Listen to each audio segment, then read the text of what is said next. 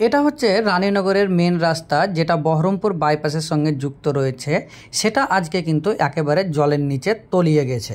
এই ভিডিওর মাধ্যমে স্পষ্ট সেটা বোঝা যাচ্ছে, পুরো রাস্তাটাই একেবারে জলের নিচে চলে গেছে। এবং এখানে কিছু বাচ্চা ছেলে প্রতিদিনকার মতোই আজও স্নান করছে। জল আসাতে কিছু মানুষ যেমন অসুবিধাতে পড়েছে, অপরদিকে কিছু মানুষের সুবিধা হয়েছে। যেমন কিছু মানুষ এই জলের মধ্যে মাছ ধরে তারা জীবিকা অর্জন করছে এবং জীবনযাপন করছে। এই যে রাস্তাটা দেখছেন, এটা আমাদের উত্তর দিকের যে বাড়িগুলো সেটা পুরোটাই জলের তলে চলে গেছে। এখানে প্রায় 1 কোমর জল হয়ে গেছে। এই বাড়িগুলো পুরোটাই কিন্তু ডুবে গেছে এবং এদের আঙিনাতেও প্রায় জল উঠে গেছে। এখানে আমি বেশি দূর যেতে পারলাম না, কারণ জলের গভীরতাটা বেশ রয়েছে, তার জন্য ভিজে যাচ্ছিলাম, তাই ঘুরে চলে এলাম। এটা হচ্ছে আমরা যে রাস্তায় বাস করি তার বিপরীত দিকে যে রাস্তাটা রয়েছে সেটা, এটা পুরোটাই কিন্তু জলে তলিয়ে গেছে। তবে একটা কথা বলি ভাই, প্রকৃতিকে যখন আমরা নষ্ট করতে থাকি, তার পরিষ্কার পরিচ্ছন্ন এবং ভালো থাকার জিম্মেদারি যখন নিতে চাই না, তাকে যখন আমরা প্রয়োজনের থেকে বেশি ময়লা আবর্জনায় ভরে দিই, তখন কিন্তু উপরওয়ালা নিজে দায়িত্ব নিয়ে নেয় সেই জিনিসটাকে পরিষ্কার করার এবং সেই জিনিসটাকে ভালো রাখার।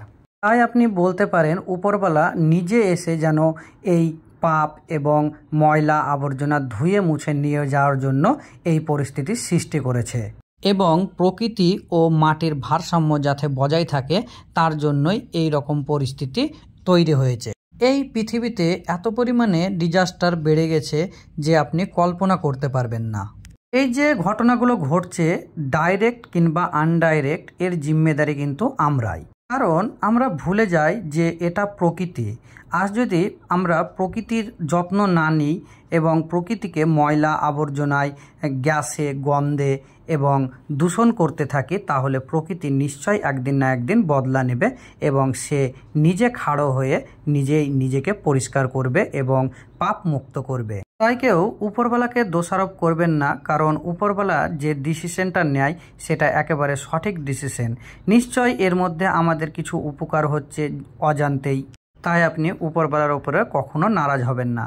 এই যে ভিডিও বানাচ্ছি এবং আমাদের গ্রাম ও আমাদের গ্রামের পরিবেশটাকে পুরো পৃথিবীর মধ্যে তুলে ধরছি, এর জন্য আমাদের গ্রামেরই কিছু মানুষ রয়েছে যারা আমাকে অনেক খারাপ চোখে দেখে এবং গালাগালি করে।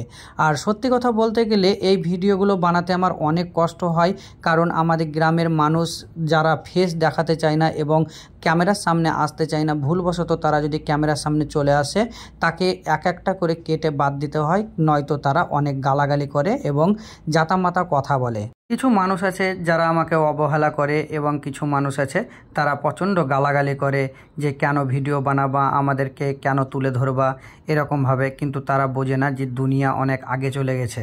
যদি আমি ভিডিওর মাধ্যমে তাদের চেহারা এবং কষ্টের জীবনযাপন যদি তুলে ধরি, তাহলে হতে পারে কোনো না কোনো জায়গা থেকে সাহায্য পাওয়ার আশাও থাকতে পারে। তাই এটা তারা বোঝে না। এবং এই যে আমাদের রানীনগর গ্রামটা রয়েছে, এটা কিন্তু দুনিয়ার থেকে পিছিয়ে পড়া একটি গ্রাম। এই যে গ্রামটা, এই গ্রামটা পুরোটাই মুসলিম গ্রাম এবং সব থেকে পিছিয়ে পড়া গ্রামের মধ্যে একটি বলতে পারেন। এবং যত দিন যাচ্ছে তত শিক্ষার হার কমছে এবং অশিক্ষিতর হার বাড়ছে, আর কর্মের প্রচণ্ড অভাব দেখা দিতে শুরু করেছে আমাদের এই গ্রামে। তাই তারা ইনকাম করার জন্য দূর দূরান্তে ছুটে যেতে হয় এই গ্রামের মানুষকে। সবশেষে একটা কথা বলি ভাই, আমার কথায় কেউ দুঃখ করবেন না বা খারাপ ভাববেন না। আমি চাই আমার এই যে গ্রামের অবস্থা সেটা পুরো পৃথিবীর লোক দেখুক, আর আপনারা চেষ্টা করেন আমাদের এই প্রকৃতি ও রাস্তাঘাটগুলোকে ময়লা আবর্জনায় ভর্তি না করে সেটার যত্ন নেওয়া এবং খেয়াল রাখা। যেমনভাবে আমরা নিজের বাড়ির যত্ন নিই, ঠিক তেমনইভাবে আমাদের রাস্তাঘাট এবং প্রকৃতির